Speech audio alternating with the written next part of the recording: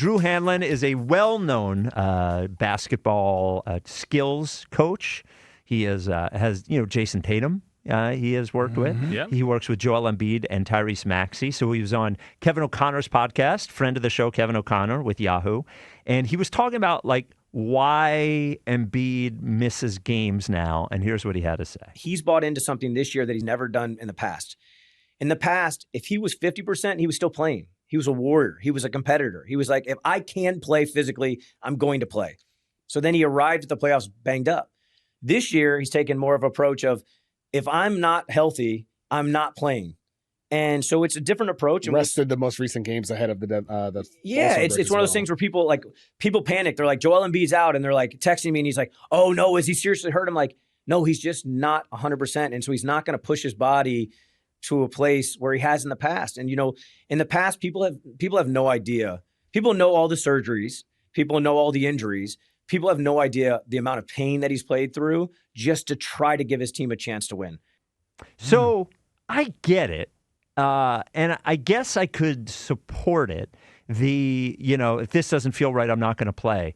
The problem is that if you don't play enough with the team, it's not like you're not Michael Jordan, right? You can't just step on the court in the playoffs and win games because you're out there. Right. So, we'll get to and this is partly Paul George's fault, of course, because of the suspension, but we're going to get to the playoffs, and Paul George... I forgot he was suspended. Yeah, Paul George, Joel Embiid, VJ Edgecombe, and Tyrese Maxey will have played, 20-some games together? That ain't a recipe to win in the playoffs. So it gets them there healthy, and I suppose you're talking about the lesser of two evils here.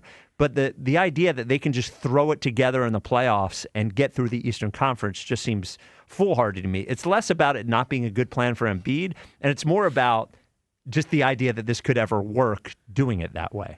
Yeah, this whole thing has brought me back to where I was at the beginning of the season. Yeah. To where now anything Embiid does or gives us is a bonus, and I have to, again, lower my expectations. There was about a week or two there where I got excited. Everybody did. And I started thinking about conference finals and all that type of stuff. Yep. And yeah, this is a dose of reality. It's a slap to the face. I don't mean it's a slap in the face. I just mean it just wakes you up like, dude, what were you thinking? You knew this was always a possibility. One thing I get frustrated with is that I feel like I'm not going to blame it all on the organization, but I feel like this could have been avoided possibly. You mean if you manage the minutes? I just think they do what he wants to do. Right. That's why I can't blame them completely. Yeah, it's very easy to say, tell him to do this. Don't play, yeah. It's just it's not the way it works, I don't think. But especially in that sport. Yeah, and I think he has convinced himself the only thing that matters is being healthy for the playoffs.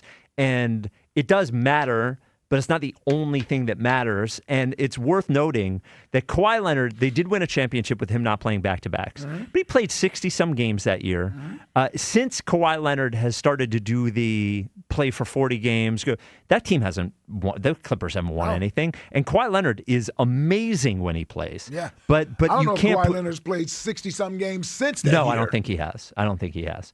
And that team, when he plays, is good, but that team's never going to win anything with your best player playing 40 games. It's not going to work. Nope. So then he also talked about Tyrese Maxey, who's taken a leap this year, and the minutes that he is playing. And again, there's times where he's, the last couple of weeks I've been like, hey, just take a game off. You need a break. For Your body's fatiguing, and so that's another thing I think that the Sixers will have to do to ultimately be at their best is find ways to give him, sprinkle in breaks, a game off here or there, or, not as many high volume minutes here or there. But well, so that leads right into the Embiid thing too, is that if Embiid's playing 40 games in a year, there's not a lot of games you can give Maxey off. If you expect to make the playoffs. And not be in the play-in, which you don't want to be in. If you want to have you don't want to be eliminated because you lost one game. Right. And that's part of the Maxey issue is that when Embiid wasn't playing for the first part of the year or wasn't playing well, they wouldn't be 30 and 24 if Maxey wasn't playing 41 minutes a game and playing at the level he was. But you see him you see him degrading right now. He moves around fine, but you see the shooting percentage going down. He's not quite as crisp. He's going to get to the end of the year. He's played more minutes than any player in the NBA. Yeah. You know? And he didn't get much rest during All-Star weekend. No, he did both. Yeah, he did the three-point shooting contest and the game. So there you go. I just think it does feel like, Jack had mentioned this the other day, it feels like the Sixers are a little bit invisible right now in the city. I think people are just sort of... We'll poke our head out when it gets a little closer to April. And, I mean, listen, if they go on a run, then people will start paying attention again. Yeah. They play the Hawks tonight, then back-to-back this weekend with the New Orleans Pelicans on Saturday and the Minnesota Timberwolves on Sunday. Ooh, a T-Wolves game should be fun. Well, yeah, I guess. I mean, T-Wolves are so much better than the Sixers right now. Yeah, I know. I just feel like I never watched the T-Wolves. Yeah. See Ant-Man. Yeah, Ant-Man. Gobert, everybody's favorite. Would love to see Ant-Man make a run to the finals and win. Yeah, well, they got close. They got close a couple years ago. I know.